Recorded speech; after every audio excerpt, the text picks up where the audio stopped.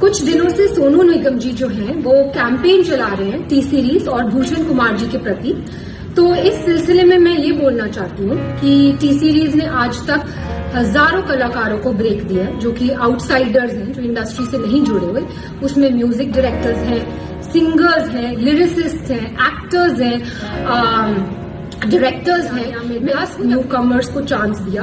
उसमें से 4 लोग, नेहा कक्कड़, रकुलप्रीत सिंह, हिमांश कोहली और कंपोजर आर को आज बड़े हो चुके हैं। और सोनू निगम जी से मैं ये पूछना चाहूंगी कि वो बोल रहे हैं कि इंडस्ट्री में टैलेंट को सही दिशा नहीं मिलती। तो सोनू जी, आप तो लेजेंड है, आप तो बहुत बड़े कलाकार हैं। आपने आज तक कितने लोगों को चांस दिया है? आप तो बहुत बड़े लेजेंड है, आप तो कहीं से भी लोग, आपके पास तो कितने लोग आते होंगे कि सोनू जी हमारी मदद कर दीजिए, मेरे बेटे की मदद कर दीजिए, मेरी बच्ची की मदद कर दीजिए, हमें मिलवा दीजिए टी सीरीज में, हमें चांस दिलवा दीजिए। आप तो आज तक टी सीरीज में नहीं आए कि इसको चांस दे दो, इसको मैं, ये बहुत बड़ा टैलेंट है, इसको आप चांस दीजिए। आपने तो कभी किसी को चांस दिलवाने की बात नहीं की। आपने ना ही कोई टैलेंट आज तक इंडस्ट्री में इंट्रोड्यूस किया। तो एक बात मैं आपको बता दूं सोनू निगम जी, कि सोशल मीडिया पे कैमरे के पीछे छुप के बोलना बहुत आसान है, पर आपने खुद ग्राउंड लेवल पे कितने टैलेंट को आगे बढ़ाया? किसी को भी नहीं। अपने सिवा, अपने आप को छोड़ के आपने किसी भी टैलेंट को इंडस्ट्री में चांस नहीं दिया। और आज आप हम पर ब्लेम कर रहे हैं कि हम लोगों को चांस नहीं देते, जबकि 97% लोग काम कर रहे हैं। आज की डेट में आप देख लीजिए, वो आउटसाइडर्स है, वो इंडस्ट्री किड्स नहीं है, उनका इंडस्ट्री से कोई भी लेना देना नहीं है। फिर भी हम उनको नए टैलेंट को ढूंढ रहे हैं और उनको चांस दे रहे हैं। दूसरी बात जो आपने बोली अपने वीडियो में, वो आपने ये बोली कि भूषण जी आपके पास आए और उन्होंने आपसे कहा कि भाई प्लीज मुझे बाला साहब ठाकरे से मिलवा दीजिए, प्लीज मुझे स्मिता ठाकरे से मिलवा दीजिए, प्लीज मुझे सहारा श्री से मिलवा दीजिए। मैं आप सबको ये बताना चाहती हूँ कि सोनू निगम जी खुद 5 रुपए में दिल्ली की रामलीला में गाना गाते थे।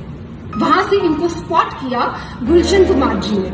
उन्होंने इनका टैलेंट पहचाना, इनको टिकट्स दी फ्लाइट की, इनको बॉम्बे बुलाया और इनसे कहा गया कि बेटा मैं तुझे बहुत बड़ा कलाकार बनाऊंगा।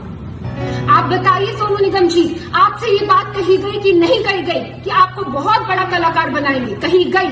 और गुलशन जी ने आपकी इतनी एल्बम्स की, इतनी फिल्म्स की, आपको इतना इतना इतना ऊंचे मुकाम पे पहुंचाया। पर आपने क्या किया ये मैं अभी बताती हूँ। उससे पहले मैं, ये शेरू है और ये शेरू मैं तुमसे पूछना चाहती हूँ कि तुम कहाँ से हो? हाँ जी, आज ही मैं मधुबनी बिहार से हूँ। और तुम कितने साल से टी सीरीज में हो? मैं 1988 से मैं टी सीरीज में हूँ जी। तो तुम मुझे क्या बता रहे थे सोनू निगम जी? सोनू निगम जी के बारे में मुझे मालूम है बेटा। मैं जब आप लोग नहीं थे तभी गुलशन जी ने इनको दिल्ली से बम्बई लाए थे। मैं गुलशन जी के साथ ही उस टाइम में था, गुलशन जी भी नहीं थे उस टाइम में। मैं गुलशन जी के साथ, मैं और वो लोग बम्बई में रहते थे। सोनू निगम जी आए थे, उनके पास वो ऐसे छोटी स्कूटी होती है ना, उस भी आते थे। हमने हमारे ऑफिस में वो रिसेप्शन में बैठे रहते, कितना भी साहब आते थे तो उनसे मतलब मुलाकात करने, कभी कोहली जी से, कभी मुकेश वगैरह, उनसे बातें करते रहते थे। घंटों घंटों लाइन में बैठे। धीरे धीरे साहब आते भी, साहब ने उनको बोला था कि मैं मतलब काम कराना है उनके साथ। काम कुछ बहुत दिन के बाद साहब ने 2-4 महीने के बाद साहब ने उसको भी आके काम दिया। बहुत सारे एल्बम बनाए, बहुत फिल्मों में चांस दिया। बेवफा सनम वगैरह बहुत हिट हुए उस टाइम में। तो उनका बहुत आज नाम बन गया। बहुत बड़ा नाम हो गया। मतलब जब से मतलब ये जो भी है आज, ये जो भी है सब गुलशन जी की वजह से ही है मेरे हिसाब में। हाँ जी। सोनू जी की आप जानते होंगे, ये हमारे घर के कुक है और 88 से ये हमारे घर में है। एनीवेज, अब मैं ये बताना चाहती हूँ कि 1998 में जब टी सीरीज की फैमिली के साथ ये हादसा हुआ था और गुलशन कुमार जी को खत्म कर दिया गया था, तब सोनू निगम जी ने क्या किया? तो सोनू निगम ने सोचा कि अब तो टी सीरीज का क्या होगा, टी सीरीज का तो कोई करता नहीं। गुलशन कुमार, जो कि गुलशन कुमार जी के बेटे हैं, वो तो सिर्फ 18 साल के, उनको तो कुछ आता दोता है नहीं। वो तो खुद ही मेरे पास आके हेल्प कर रहे हैं, मांग रहे हैं कि भाई मुझे इससे मिलवा दो, मुझे इससे मिलवा दो। वो तो किसी को इंडस्ट्री में जानते नहीं है। तो ये कंपनी तो खत्म होने वाली है, तो भाई मैं पहले अपने आप को सेफ गार्ड कर लूं। तो इन्होंने जाकर एक दूसरी म्यूजिक कंपनी के साथ, इनकी मतलब कोई भी वो नहीं थी, कोई भी इनको थैंकफुलनेस नहीं थी कि टी सीरीज ने मुझे इतना आगे बढ़ाया। आज टी सीरीज फैमिली में इतनी बड़ी प्रॉब्लम आई है तो मैं इनके साथ खड़ा रहूं, मैं भूषण की हेल्प से रादर ये तो खुद दूसरी कंपनी के साथ जाकर इन्होंने एल्बम कर ली और भूषण इनके पास आकर मदद मांग रहे हैं कि भाई मुझे ये कर दे वो कर दे, और इस मदद का एहसान ये आज जता रहे हैं, वीडियो बनाकर जता रहे हैं कि तूने मुझसे ये मदद मांगी। एनीवेज, तो भूषण जी ने इनसे मदद मांगी कि भाई प्लीज मेरे लिए दीवाना एल्बम कर दो, क्योंकि ये तो भाई पूरी तरह से एहसान फरामोश होकर दूसरी कंपनी में चले गए थे। और इन्होंने अब इन्होंने एटीट्यूड दिखाया कि वो मेरे सामने आए, मुझसे मदद मांगे, और मदद इन्होंने करी भी और उसका भी एहसान जता रहे, इन्होंने दीवाना एल्बम करी। ठीक है, फिर उसके बाद इन्होंने जो वीडियो में दूसरी बात कही वो ये कही है, इनसे मदद मांगी कि भाई मुझे अब्बू सलीम से बचा ले। अब मैं आपसे ये पूछना चाहती हूँ सोनू निगम जी कि अब्बू सलीम से बचाने के लिए भूषण जी आपके पास क्यों आए? प्लीज इस बात पे तहकीकात की जाए। क्या सोनू जी के रिश्ते थे अब्बू सलीम से? डेफिनेटली थे, तभी तो वो उनके पास मदद मांगने आए, और इन्होंने खुद अपने वीडियो में बोला है कि वो उनके पास मदद मांगने आए।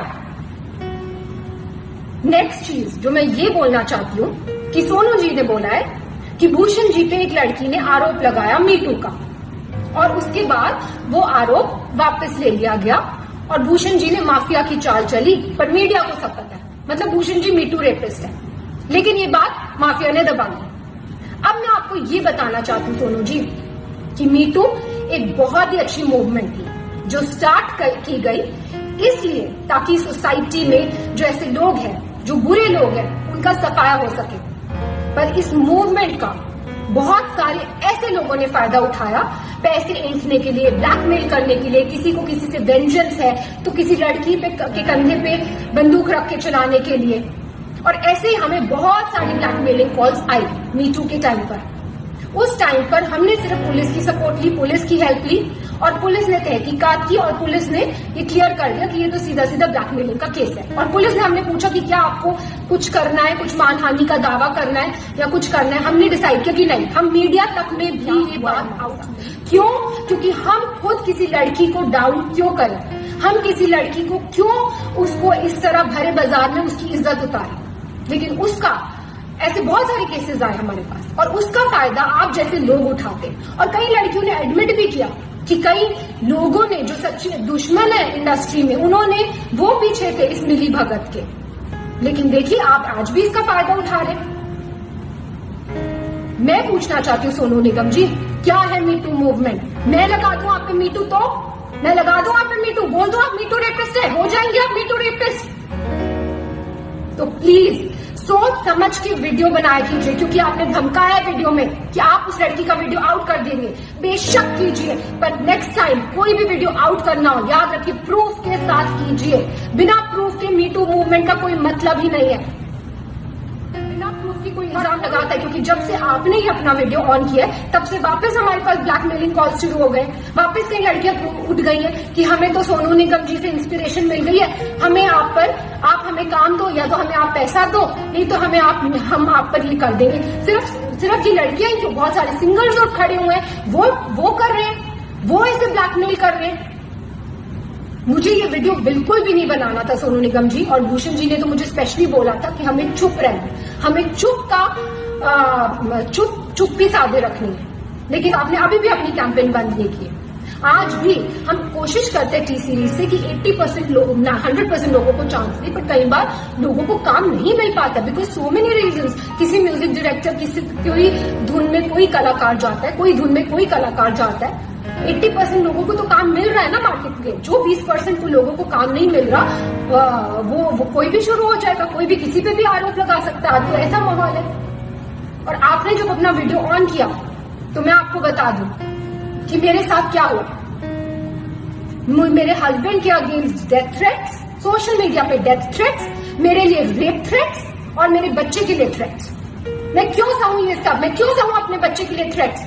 और अभी भी आपकी कैंपेन बंद नहीं हुई है, अभी भी आपकी कैंपेन जारी है। आप इतने सारे सिंगर्स को अभी भी इकट्ठा कर रहे हैं और उनको एक गठबंधन बना रहे हैं और उनको बहका बहका कर जिनको काम नहीं मिल रहा फॉर वट एवर रीजन, उनको काम इस बात में लगा रहे हैं कि उनके आपके साथ मिल जाए और टी सीरीज को हम कैसे खत्म कर दें, भूषण कुमार को हम कैसे खत्म कर दें। एक बात मैं आपसे कहना चाहूंगी सोनू निगम जी, आप किस टाइप की हैं ये तो आपकी बीवी ने क्लियर कर दिया था। उन्होंने खुद आप पे, आपको याद है, आपकी बीवी ने खुद आप पे इल्जाम लगाए हैं। प्लीज याद कीजिए उन इल्जामों को, आपने पब्लिकली जो आपकी बीवी ने आप पे इल्जाम लगाए थे और फिर आप दूसरों पे इल्जाम लगाइए। और मैं बिल्कुल, जैसे कि मैंने कहा, मैं बिल्कुल इस हक में नहीं थी कि मैं ये वीडियो बनाऊं, लेकिन इतनी मैं कश्मकश में हूं, क्या करूं, बनाऊं ना बनाऊं, ये सच्चाई लाऊं कि नहीं लाऊं। फिर मुझे फाइनली गीता से मुझे मेरा आंसर मिला। गीता में जब अर्जुन भगवान कृष्ण से पूछते हैं कि मुझे ये युद्ध नहीं लड़ना है, ये युद्ध लड़के किसका फायदा होगा, तो भगवान कृष्ण अर्जुन को समझाते हैं कि एक योद्धा के लिए धर्म से बढ़कर युद्ध लड़ने के अलावा और कोई बड़ी चीज नहीं है।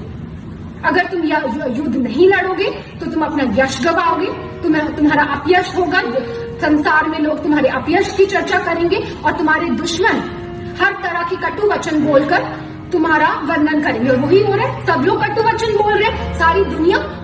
जैसे कि मैंने बोला, मुझे रेप थ्रेट्स आ रहे। तो मैं ये कहना चाहूंगी कि जितने भी आप सिंगर्स को, म्यूजिक डायरेक्टर्स को, जिनके पास आज कोई काम नहीं है, उनको आप भड़का रहे हैं, उनको भड़काना बंद कीजिए, क्योंकि अदरवाइज रणभूमि ओपन है। किसी को भी पब्लिसिटी के लिए इस रणभूमि में आना है, युद्ध ऑन है।